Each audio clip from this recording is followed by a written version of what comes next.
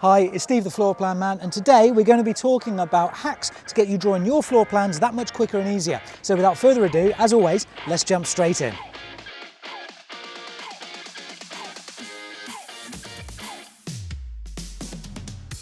So the first thing that you want to do is get yourself a tape measure and then throw it in the bin.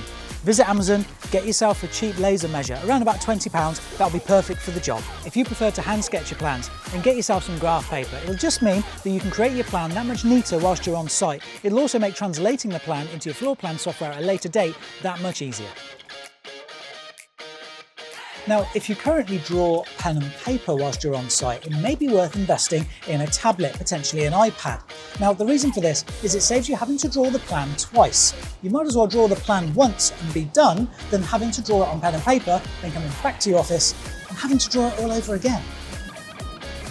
Now, the chances are that you're not going to have to draw a great big square box. It's going to be a little bit more complicated than that. So walk around the property to get a mental map of what you're trying to create before you start drawing the floor plan. Now, over the years, I've helped thousands of people create their first floor plans, and the one thing they all have in common is they never take enough measurements. I would always advise taking more measurements than you think you need to take, because when it comes to drawing your floor plan proper and you haven't got a crucial measurement, believe me, it can be a right pain in the neck and can take ages. So take all of the measurements in all of the rooms initially.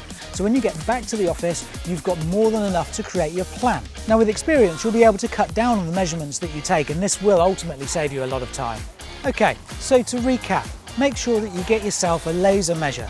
Also, if you're going to sketch on site, then get some graph paper. That will help you keep your plans nice and trim, so when you go to translate them later on, it's going to make the job easier for you.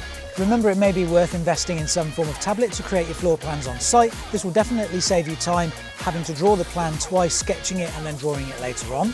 Make sure that you have a good walk around the property so you've got a mental layout before you start creating your floor plan. And finally, I can't stress this enough, especially if you're first starting, take loads of measurements. It's better to have too many than too few. So those are my hacks to get you creating your floor plans that little bit quicker and a little bit more efficiently. If you found this helpful, then please give us a like and subscribe, and I'll see you next time. Now I'm doing weird with my hands, so let's start again. So do you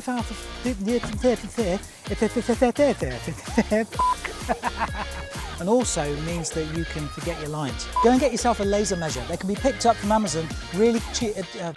So if there's one thing I've learned over the years, my mic back on. And the long and short of it is they always never have enough measurements when they're